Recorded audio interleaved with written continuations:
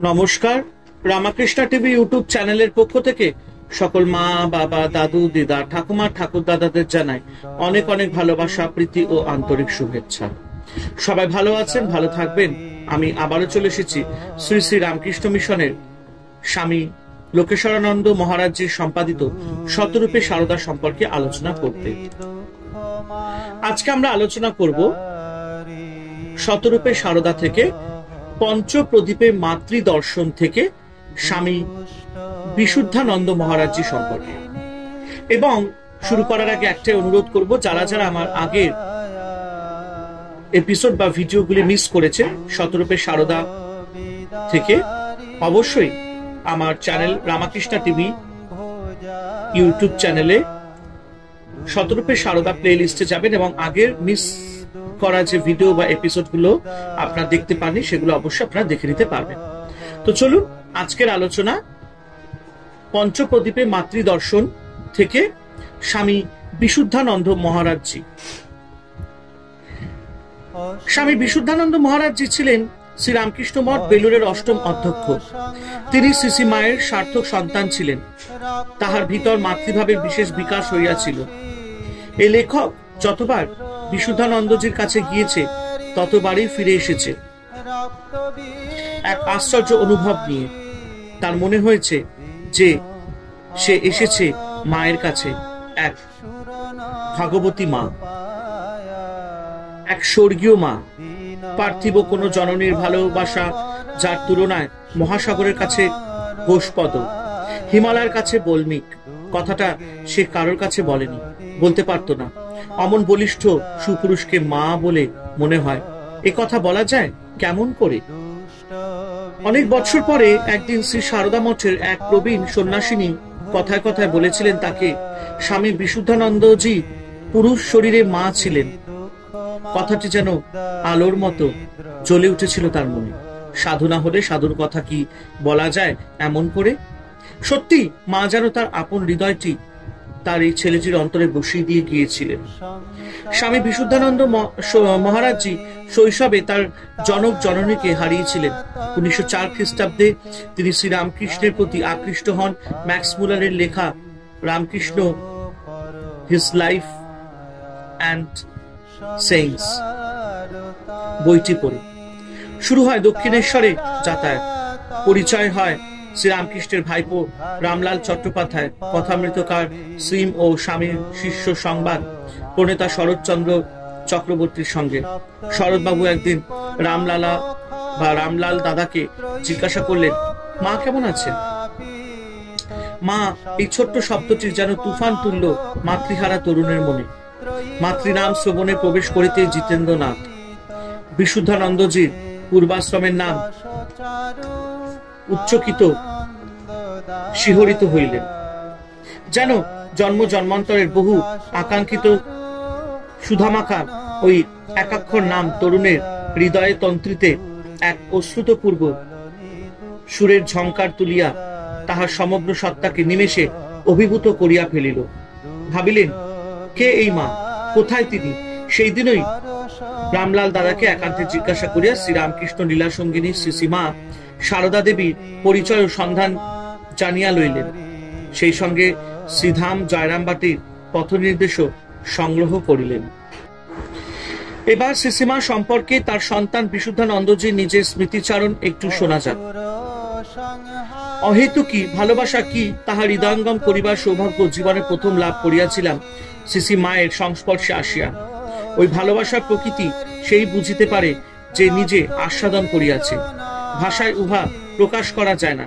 তাহার অপার্থিব স্নেহের শক্তি আমার তরুণ প্রাণকে এতই বিপুলভাবে আকর্ষণ করিয়াছিল যে পিতামাতার এবং গৃহের অপরাপর স্বজনবর্গের ভালোবাসা যেন অতি স্বাভাবিকভাবেই পিছনে পড়িয়া যাইতে বেশি সময় লাগে নাই। প্রায় 50 বছর পূর্বে, মানে 1906 সালে জয়রামবাটিতে তাহার প্রথম দর্শন পাই। বর্ধমান হইয়া গিয়াছিলাম মনে পড়ে। অনেক কষ্ট হইয়াছিল। শ্রান্ত দেহ, কথঞ্চিত অবসন্ন মন। মনে হইতেছিল কেউ যদি সঙ্গে করিয়া মায়ের নিকট আমাকে লইয়া গিয়া পরিচয় করাইয়া দিতেন তাহা হইলে ভালো হইত। একা একা তাহার সম্মুখীন হইবার সংকোচ যেন কাটাইয়া উঠিতে পারিতেছিলাম না। ভগবান শ্রীরামকৃষ্ণদেবের লীলাসঙ্গিনী দেবী মান্না মহিয়সী সাধিকার নিকট গিয়া কি বলিব, তিনিই বা আমাকে কিরূপ ভাবে গ্রহণ করিবেন ইত্যাদি কার নানা চিন্তা চিত্তকে আকুল করিতেছিল। কিন্তু সকল উদ্বেগ ও সংশয় নিমেষে কাটিয়া গেল যখন মায়ের নিকট আসিলাম। দেখিয়াই প্রশ্ন করিলেন, কেমন আছো বাবা? আসতে কষ্ট হয়নি তো? বহুদিন পরে গৃহে প্রত্যাগত পুত্রের সহিত জননী যেরূপ কথা বলেন ও আচরণ করেন ঠিক সেইরূপ। বসো বলিয়া সযত্নে নিকটে বসিতে দিলেন। প্রাণে প্রাণে অনুভব করিলাম সত্যই ইনি মা। জয়রামবাটিতে তাহাকে আরো কয়েকবার দেখিয়াছি, কাশীতে এবং কলিকাতাতেও দেখিয়াছি। সব সময় তাহাকে পাইয়াছি চিরস্নেহময় জননী রূপে। মনে পড়ে 1907 সালে আরো দুইজন গুরুভ্রাতার সহিত একত্রে তাহার নিকট যখন সন্ন্যাসের বস্ত্র ও আশীর্বাদ লাভ করিয়াছিলাম, তখন তিনি আমাদের জন্য ভগবানের নিকট প্রার্থনা করিয়াছিলেন, ঠাকুর এদের সন্ন্যাস রক্ষা করো, পাহাড় পর্বতে বনে জঙ্গলে যেখানে থাকুক না কেন এদের দুটি খেতে দিও।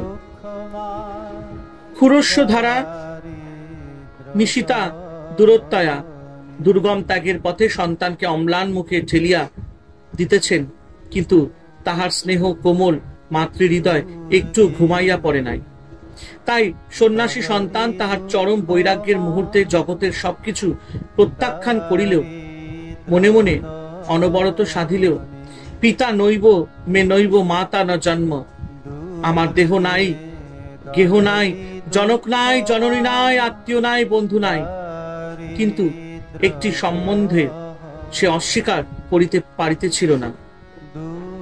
সমস্ত হৃদয় দিয়া সে উপলব্ধি করিতেছিল একজন তাহার আছেন মা, ইহলোক পরলোকের সকলকে সবকিছুকে লইয়া যিনি বিরাজ করিতেছেন, সংসারে যিনি বাস করিতেছেন সন্তানকে সংসারের পারে লইয়া যাইবার জন্য।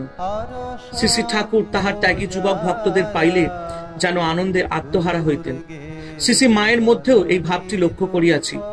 একবার জয়রামবাটিতে আমরা কাশী হইতে দুইজন সন্ন্যাসী গিয়াছি, স্বামী অচলানন্দজি মানে কেদার বাবা ও আমি। কয়েকজন গৃহস্থ ভক্ত তখনও আছেন। রাত্রে সকলে একসঙ্গে খাইতে বসা হইয়াছে। খাওয়া দাওয়ার অনেকক্ষণ পর শুইতে যাইবার আগে মা আমাদের দুই জনকে ডাকিয়া পাঠাইলেন। গিয়া দেখি জননী দুই হাতে 2 গ্লাস দুধ লইয়া দাঁড়াইয়া আছে। বলিলেন, খাও। এত পর্যাপ্ত দুধ ছিল না যাহাতে সকলকে দেওয়া যায়। বলিলেন, বাবা ওরা মানে গৃহস্থ ভক্তগণ তো বাড়িতে কত খেতে পারে, তোমাদের আর কি খাওয়াবে বলো? মা ছিলেন মৃদুতা, লজ্জা, সরলতা, পবিত্রতার পূর্ণ প্রতিমূর্তি। উচ্চতম আধ্যাত্মিক জ্ঞান ও অনুভূতি তাহার করতলগত হইয়াছিল, কিন্তু সর্বোপরি তিনি ছিলেন মা। এই পরিচয় তাহার শ্রেষ্ঠ পরিচয়। শ্রী মা সম্পর্কে বিভিন্ন সময় বিশুদ্ধানন্দজির নানা উক্তি ও আচরণ এই প্রসঙ্গে স্মরণ ও ধ্যানযোগ্য। তার কিছু এখানে পরিবেশিত হলো। ঠাকুর আর মা কি আলাদা? টাকার এপিঠ ওপিঠ। কেউ কেউ জিজ্ঞাসা করে, আমাদের ঠাকুর বড় না মা বড়? আমি বলি, নিজে একটু ভেবে দেখো না। এই তোমাদের ঠাকুর আমাদের মাকে পূজা করলেন, আর মা কত সহজভাবে তার পূজা গ্রহণ করলেন। তাহলে বুঝে নাও, রাম অবতারে আর কৃষ্ণ অবতারে শক্তির যথার্থ মর্যাদা হয়নি, বরং অবমাননা হয়েছিল বলতে হবে। এবার এসে তার প্রায়শ্চিত্ত করলেন, স্বশক্তিতে পূজা করে শক্তিকে সর্বোচ্চ সম্মানের আসনে বসালেন। আর কোথাও এরকম দেখাতে পারো? কতখানি শ্রদ্ধা থাকলে সম্ভব বলতো? এই যুগে মাতৃভাব এ বড় শুদ্ধ ভাব।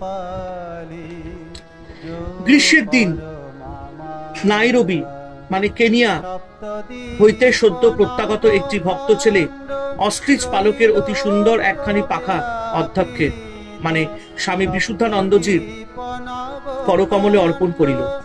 তিনি আনমনে পাখাটি একবার বুকের কাছে ঘুরাইয়া জিহাগ্র দর্শন করিয়া বলিলেন, আহা, এইটি দেখে ভাবলুম ঠাকুরের সেবার জন্য পাঠাবো, কিন্তু ভুল হয়ে গেল।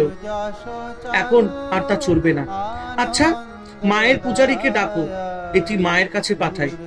ছেলের ব্যবহার করা জিনিস মায়ের সেবায় লাগবে, তাতে আপত্তি হবে না। পূজারীকে দিয়া তখনই পাখাখানি শ্রীমন্দিরে প্রেরণ করিলেন। শ্রীসীমা সাক্ষাৎ জগতেশ্বরী তার সন্তানের কোনো ভয় নাই, নিশ্চিত জানিবে। তিনি যেভাবে তোমাকে রাখিয়াছেন তাহাতেই সন্তুষ্ট থাকো এবং শরণাগত হইয়া যথাসাধ্য তাকে ডাকিয়া যাও। সন্তানকে তিনি সর্বদা রক্ষা করেন। নিজ ক্ষুদ্র সত্তাটি মাতৃসত্তায় ডুবাইয়া রাখিলে কর্মমাত্রই উপাসনায় পরিণত হয়। ইহাই আত্মসমর্পণ যোগ। আমাদের মায়ের কাছে আপন পর নেই, সমান ভালোবাসা সকলের উপর। তাই তো আমি নাম দিয়েছি গুন্ডি ভাঙা মা।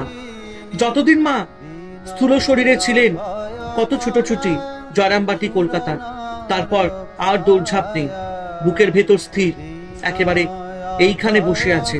শেষের কথাটি বলিবার কালে দক্ষিণ কর হৃদয় রাখিয়াছিলেন।